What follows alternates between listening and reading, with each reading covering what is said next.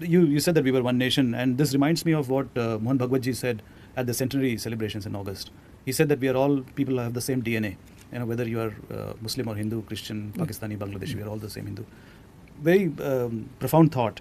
So I was just wondering, so if all of us share the same ancestry, why is there so much controversy about love jihad, for example? Why can't people of two faiths who have the same DNA fall in love? If it is sheer pure love, no question. When it is jihad, there is a question.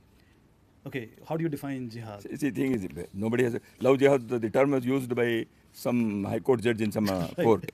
Yeah. So it is not our contribution.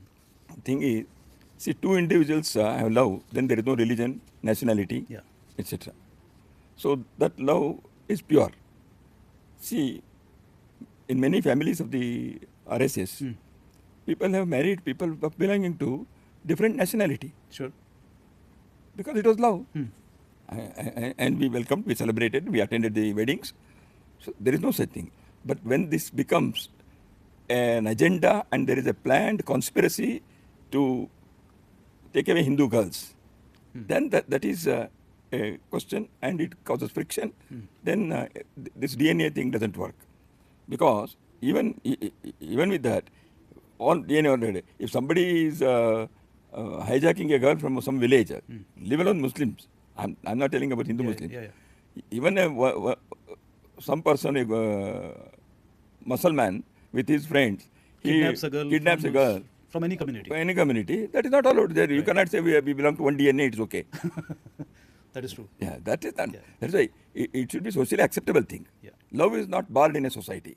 Not against love marriage between two faiths, two communities. I will tell umpteen number of cases among Swayam Sevaks who have married with different castes, with other religions and other nationalities. Okay. We have not made it a publicity thing, but we accept it as a natural thing.